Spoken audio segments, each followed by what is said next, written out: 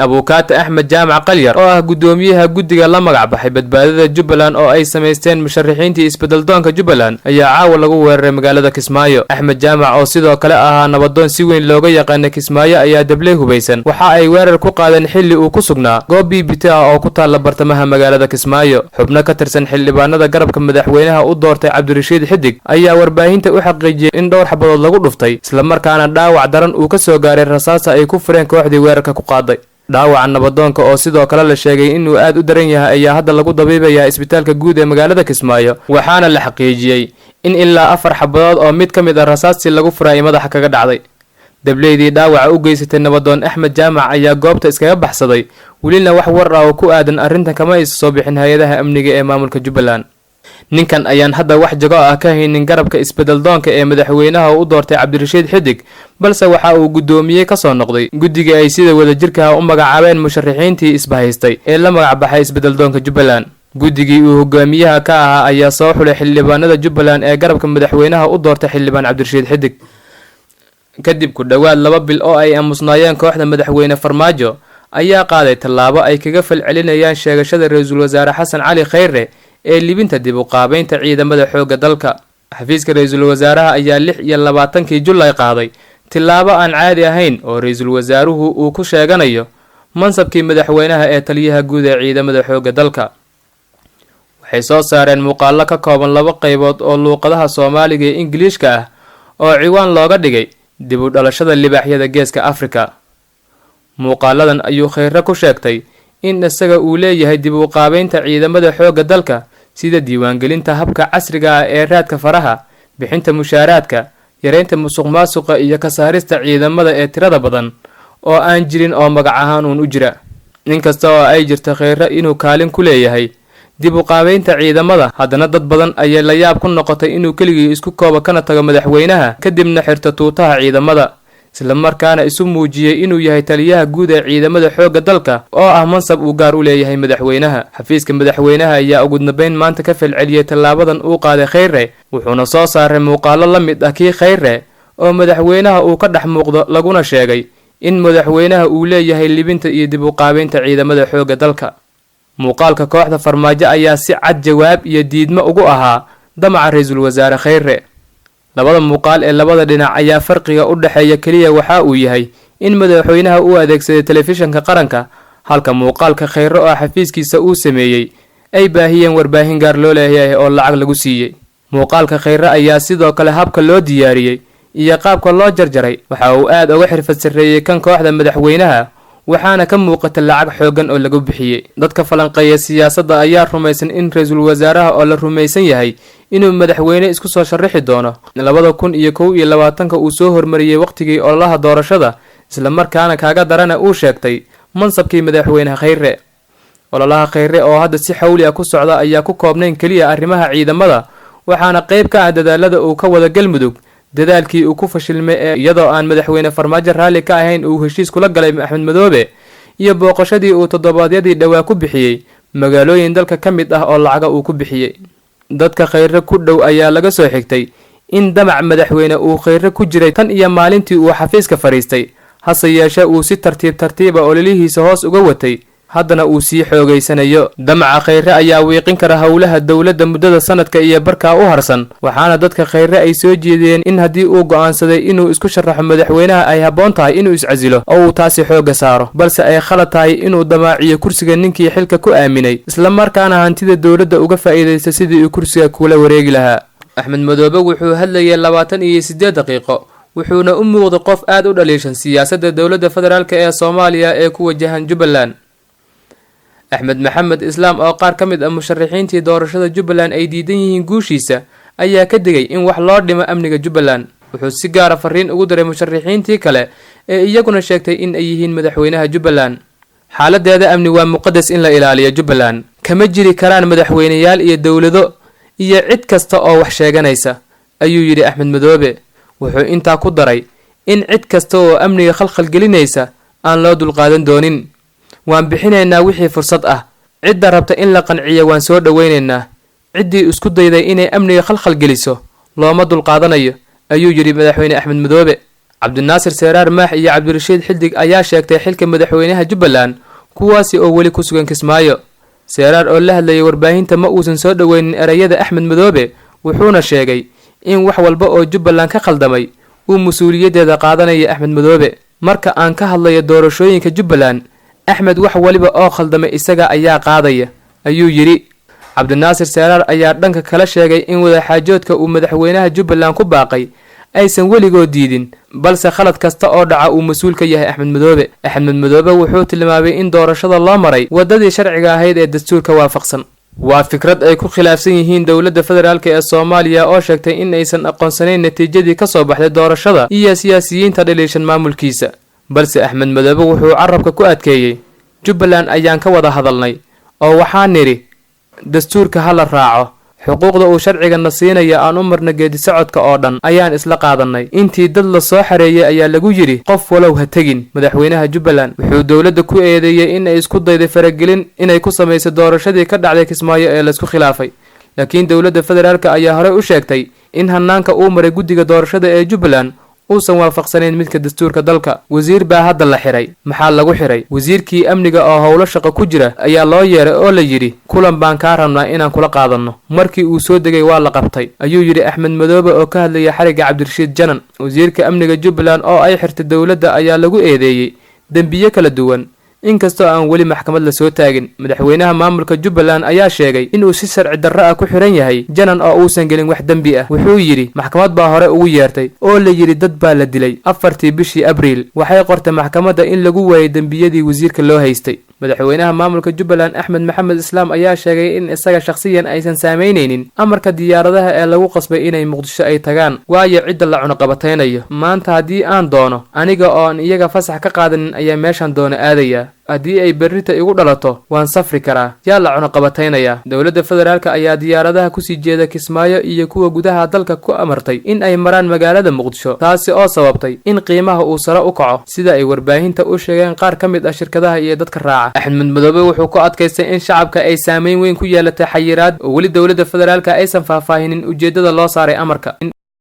ra-iisul wasaaraha xukuumadda soomaaliya xasan cali khayre ayaa kulan la qaatay kaaliyaha xoogayaha guud ee qaramada midoobay u qaabilsan arrimaha bani-aadamnimada ee mark lowcock, kaaliyaha xoogayaha guud ee qaramada midoobay ee taageerada dhismaha nabadda oscar fernandes iyo weliba madaxweyne ku-xigeenka sare ee bangiga adduunka maxamuud oo baydhabo booqasho ku tegay. kulanka dhexmaray ra-iisul wasaaraha iyo weliba mas-uuliyiintan ka socday qaramada midoobay ayaa waxaa looga hadlay xaaladda bani-aadamnimo ee dalka, dhismaha nabadda, qorshaha deynta looga cafiraya Soomaaliya iyo weliba fulinta mashaariic horumarineed. dhanka kalena ra-iisul wasaaraha Soomaaliya xasan cali khayre ayaa magaalada baydhabo kulan kula qaatay qaar ka mid ah haweenka koonfur galbeed Soomaaliya. waxa uuna ra-iisul wasaaruhu ku booriyay in ay codkooda kor u qaadaan oo ay qaataan doorkooda ku aadan dowladnimada iyo horumarka ummadda Soomaaliyeed. xasan cali khayre ayaa waxa uu cadeeyay in haweenka Soomaaliyeed ay dulqaad badan yihiin, qayb muhiim ahna ay ka soo qaateen badbaadinta iyo weliba samata bixinta ummadda Soomaaliyeed xilligii adkayd ee ay Soomaaliya soo martay. waxaa maanta magaalada baydhabo uu ra-iisul wasaaruhu ku sugan yahay ay ka dhacay shirar aada muhiim u ah oo ay yimideen mas-uuliyiin oo waaweyn oo ka socda qaramada midoobay iyo World Bank. waxaa kaloo ra-iisul wasaaraha wehliyey golaha wasiirada xubno ka socda oo dowladda federaalka iyo maamul goboleedka koonfur galbeed iyo madaxweynihiisaba. haddaan si yar kuugu soo koobo arrimihii ugu weynaa laga hadla waxaa ka mid ah ra-iisul wasaaruhu wuxuu fariin u diray beesha caalamka, fariin ah in Soomaaliya ay diyaar u tahay, in uuna ka codsaday uuna ku gubaabiyey in mashaariicda gargaarka loo bedelo kuwo maaragtay horumarineed. sababtoo ah sidaa la socotay Soomaaliya labadii sano ugu dambeysay horumar aad u weyn ayaa ka dhacay dhinacyo badan. sidaas darteed waxaa maanta muhiimadda aan saareynaa ay muhiim tahay ra-iisul wasaaraha baaqa u bixiyay ahayd in la bedelo, in meeshii looga baahan yahay gargaarna la geeyo, laakiin ay noqoto siday mashruucyada ay hadda kadib wixii ka dambeeya ay programka ugu darsadaan in Soomaaliya ay u baahan tahay gargaar horumar ah. waxaa kaloo uu ra-iisul wasaaruhu ka hadlay maadaama mar walba ay maaragtay dowladda Soomaaliya ciidankeeda iyadoo adeegsanayso tuulooyin cusub degmooyin cusub la xoreynayo waxaa muhiim ah in gargaarku uu si maaragtay si isdaba joog ah u wada socdaan isla markii meel la xoreeyo loo baahan yahay gargaarkii iyo iskuuladii iyo caafimaadkii in isla markiiba la keeno sidoo kale wuxuu ka hadlay nabadeynta wadanka ka socota su'aal wuxuu maaragtay u soo qaatay maaragtay tusaale nabadeynta uu maaragtay xukuumadda iyo ra'iisul wasaaraha ay ka wadaan gobolka galmudug wuxuu ka hadlay maaragtay arrimihii xeraale iyo huurshe nabadeyntii badneyd uu ka suubiyey marka iyadana loo baahan yahay si ay nabadeyntaas ay xididada ay u surato in loo baahan yahay in la keeno gargaar maaragtay tuulooyinkaas iyo deegaamadaas oo meel walba ka socoto in maaragtay waxbarashadii caafimaadkii gargaarkii si kastaba isla markii si nabadeyntu ay u noqoto mid raagta waxaan aaminsanahay fikir ahaan xukuumaddeeduna ay ku shaqaysaa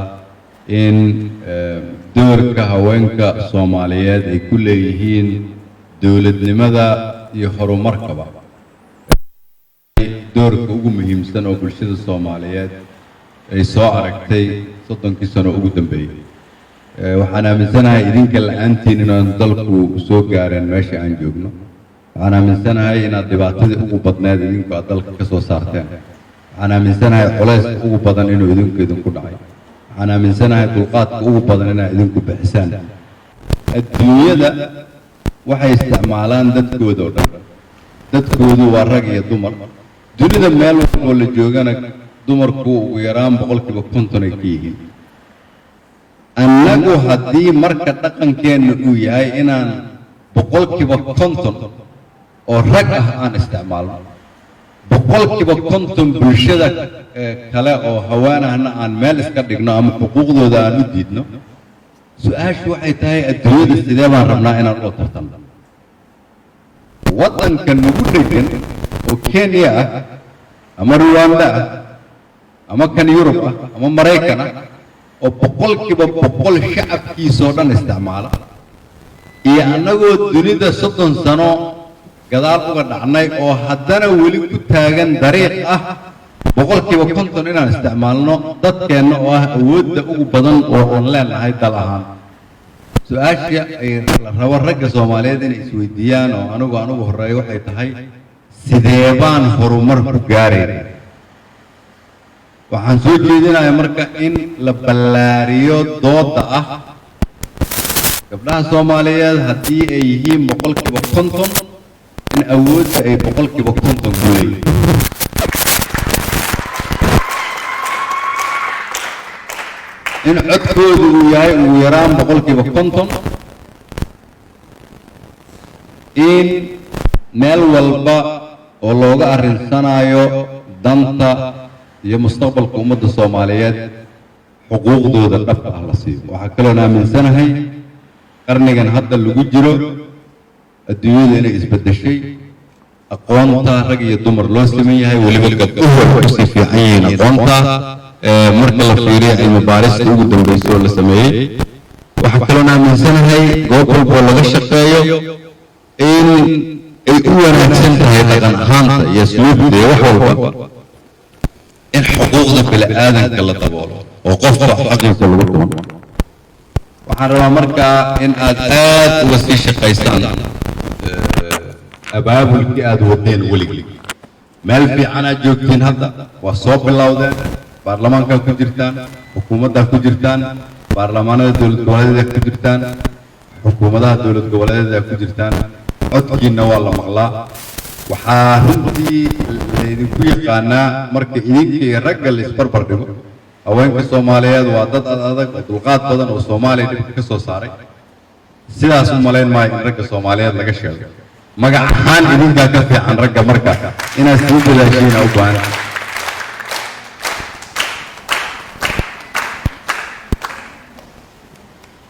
waxaa kaloo laydinka rabaa ragganna waa wiilashiinni iyo kuwaad xaasasku ahaydeen iyo walaalihiin iyo cid walba wax walba marka guriga qoysku ka asaasmaa dowladnimadana qoyskay ka bilaabataa ee carruurtay ka bilaabataa idinkaa la rabaa amniga inaad ka shaqaysaan idinkaa la rabaa inaad ciidanka dhiirigelisaan idinkaa xogta rasmiga og idinkaa la rabaa inaad xogta bixisaan idinkaa la rabaa waxa waddanka khaldan idinkaa u jeeda inaad sheegtaan haddii haweenka Soomaaliyeed iyaguna ay kala qaybsanaadaan sida raggu u kala qaybsan yihiin waxaa yaraanaya rajada dalku uu leeyahay maadaama marka tafaraaruqa ka dhex jira ragga Soomaaliyeed sidii burburka uu aad u badnaa idinkana lama rabo inaad siyaasadii lagu soo daalay dariiqeeda amartaan waxaan rajaynayaa marka idinkuna isku duubsataan isku duubnaataan isxajisataan dulqaadka aad muujiseen oo midnimo ay ku sii salaysan tahay inaad isku daydaan dalka in la samata bixiyo runtii hadda waxaa muuqata rajo weyn rajada waxaa tusaale ka ah markaan koonfur galbeedna mid sida naloo soo dhaweeyey waxaa tusaale ka ah wada shaqaynta madaxweynihiina iyo dowladdiina iyo dowladda federaalku ay leedahay waxaa tusaale ka ah rabitaanka shacabka Soomaaliyeed soo ballaaranaya waxaa tusaale ka ah goboladiina shabeellada hoose oo ciidamadiina qalabka sida ay ka shaqaynayaan sida loo xoreyn lahaa meelo badanna la xoreeyay oo cadawga laga saaray waxaa tusaale ka ah shacabka reer Xudur sida isu abaabuleen oo iyagu amniga uga shaqeeyaan waxaa tusaale ka ah gabdhaha iyo wiilasha dhalinyarada oo baydhabo meel walba taagan oo ka shaqeeya dowladnimada waxaa tusaale ka ah idinka isu soo baxay oo u yimid wasiirka sida uga arrinsantaan mustaqbalkiina waana meel walba oo dalka ka mid ah oo aan tagno sidaasaa muuqata rajadaas muuqata marka waxaa la rabaa in laga dhabeeyo si looga dhabeeyana waxaan rabnaa haweenka Soomaaliyeed inay hormuud ka noqdaan waa idin mahad celinayaa kulligiin ilaahay idin barakeeyo wixii hawl ah waxaan rajaynayaa inaad wasiiradda kala hadashaan wasiiradda iyo inaad si wanaagsan u wada shaqaysaan idinku haddii aadan wada shaqaynina ma siin kartaan adeegga gabdhaha halkan joogay u baahan yihiin